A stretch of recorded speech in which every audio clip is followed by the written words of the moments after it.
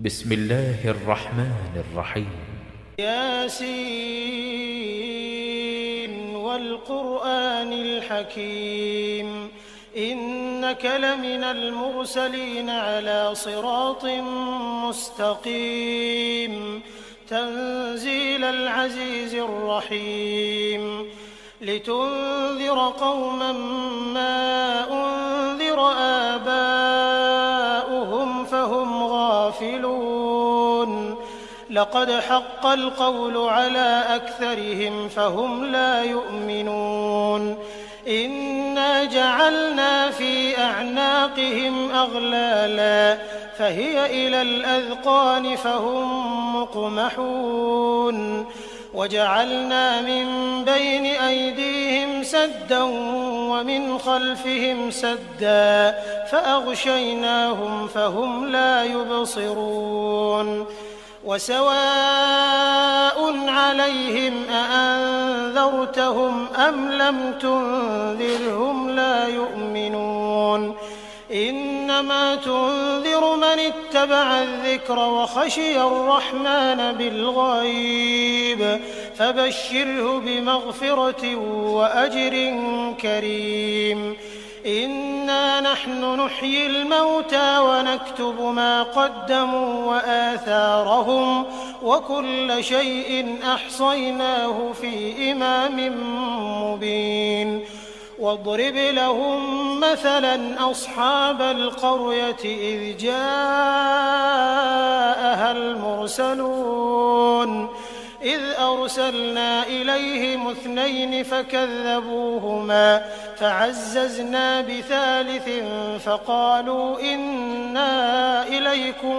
مرسلون قالوا ما أنتم إلا بشر مثلنا وما أنزل الرحمن من شيء إن أنتم إلا تكذبون قالوا ربنا يعلم إنا إليكم لمرسلون وما علينا إلا البلاغ المبين قالوا إنا تطيرنا بكم لئن لم تنتهوا لنرجمنكم وليمسنكم منا عذاب أليم قالوا طائركم معكم أئن ذكرتم بل أنتم قوم مسرفون وجاء من أقصى المدينة رجل يسعى قال يا قوم اتبعوا المرسلين اتبعوا من لا يسألكم أجرا وهم مهتدون وما لي لا أعبد الذي فطرني وإليه ترجعون أأتخذ من دونه آلهة إن يردني الرحمن بضر لا تغن عني شفاعتهم شيئا ولا ينقذون إني إذا لفي ضلال مبين إني آمنت بربكم فاسمعون قيل ادخل الجنة قال يا ليت قومي يعلمون بما غفر لي ربي وجعلني من المكرمين وما أنزلنا على قومه من بعده من جند من السماء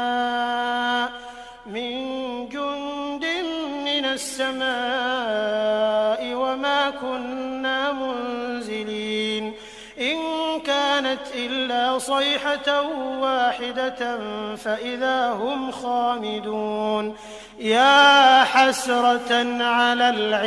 العباد ما يأتيهم من رسول إلا كانوا به يستهزئون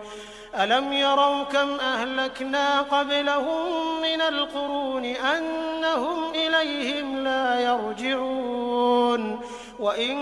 كل لما جميع لدينا محضرون وآية لهم الأرض الميتة أحييناها فأخرجنا منها حبا فمنه يأكلون وجعلنا فيها جنات من نخيل وأعناب وفجرنا فيها من العيون ليأكلوا من ثمره وما عملته أيديهم أفلا يشكرون سبحان الذي خلق الأزواج كلها مما تنبت الأرض ومن أنفسهم ومما لا يعلمون وآية لهم الليل نسلخ منه النهار فإذا هم مظلمون والشمس تجري لمستقر لها ذلك تقدير العزيز العليم والقمر قدرناه منازل حتى عاد كالعرجون القديم لا الشمس ينبغي لها أن تدرك القمر ولا الليل سابق النهار وكل في فلك يسبحون وآية لهم أنا حملنا ذريتهم في الفلك المشحون وخلقنا لهم من مثله ما يركبون وإن نشأ نغرقهم فلا صريخ لهم ولا هم ينقذون إلا رحمة منا ومتاعا إلى حين وإذا قيل لهم اتقوا ما بين أيديكم وما خلفكم لعلكم ترحمون وما تأتيهم من آية من آيات ربهم إلا كانوا عنها معرضين وإذا قيل لهم أنفقوا مما رزقكم الله قال الذين كفروا للذين آمنوا أنطعم من لو يشاء الله أطعمه إن أنتم إلا في ضلال مبين ويقولون متى هذا الوعد إن كنتم صادقين ما ينظرون إلا صيحة واحدة تأخذهم وهم يخصمون فلا يستطيعون توصية ولا إلى أهلهم يرجعون ونفخ في الصور فإذا هم من الأجداث إلى ربهم ينسلون قالوا يا ويلنا من بعثنا من مرقدنا هذا ما وعد الرحمن وصدق المرسلون إن كانت إلا صيحة واحدة فإذا هم جميع لدينا محضرون فاليوم لا تظلم نفس شيئا ولا تجزون إلا ما كنتم تعملون إن أصحاب الجنة اليوم في شغل فاكهون هم وأزواجهم في ظلال على الأرائك متكئون لهم فيها فاكهة ولهم ما يدعون سلام